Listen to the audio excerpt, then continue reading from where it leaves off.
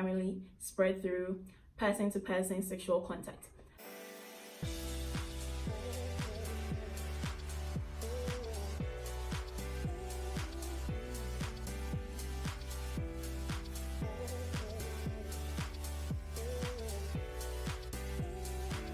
Hi guys, welcome back to my channel. My name is Nayadith. If you are new to this channel, kindly click on the subscription button, and if you are a returning subscriber, welcome back and thanks for always staying tuned. Alright, so today I'll be discussing sexually transmitted infections. When I say sexually transmitted infections, they are infections that we get through person-to-person sexual intercourse. That means you get an infection from a partner when you have intimacy with a person, provided a person has an infection. Okay, so these sexually transmitted infections could be either viral infection, bacterial, or fungi sometimes.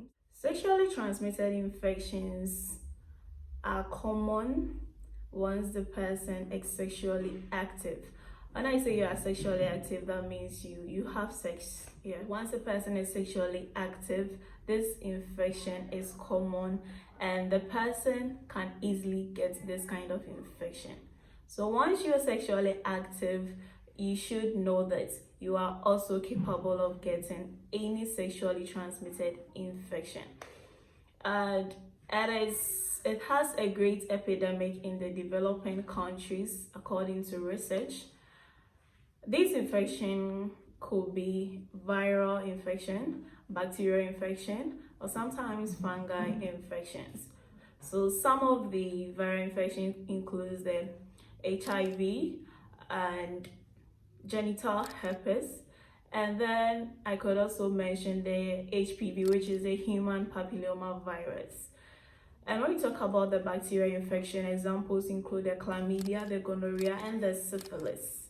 And considering the fungi infection too, I can mention candidiasis and trichomoniasis. Okay, so there are a lot of things there are a lot of signs and symptoms that could tell you or that could alarm you that you have these sexually transmitted infections, which includes unusual discharges, itching genital organs. That means whether you are male or female, with some of the infections, your genitals could be itchy.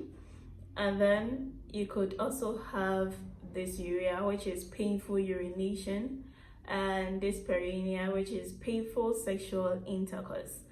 And then there could also be a lump or skin growth on the genital organs, and an example is the genital warts. That one, you find some growth on the sexual organs, and you could also have blisters formation on the genital organs.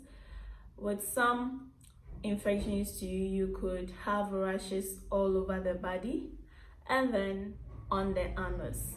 Aside that, there could be unusual vaginal bleeding, and there are times too that you need to visit the hospital.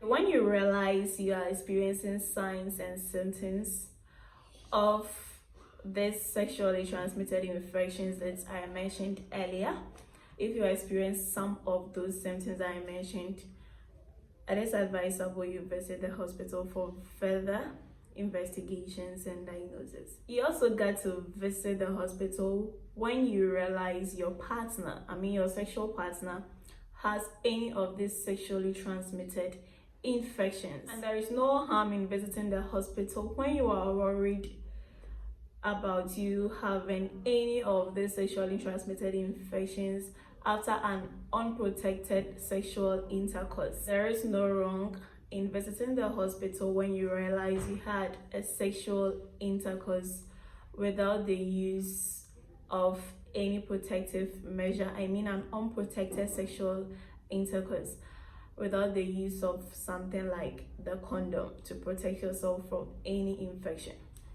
as condom is the only barrier method that is going to prevent infection. And you can also visit the hospital when you are a pregnant woman that is experiencing or is seeing any of the signs and symptoms mentioned, just to protect yourself and your baby for a successful and safe delivery. All right, I'll have a subsequent videos explaining vividly about each of the sexually transmitted infections that I mentioned, being it the viral examples, the bacterial examples, and the fungi examples. Kindly stay tuned and don't miss out in these upcoming videos. Once again, thanks for watching my video. My name is Nayadith Macau.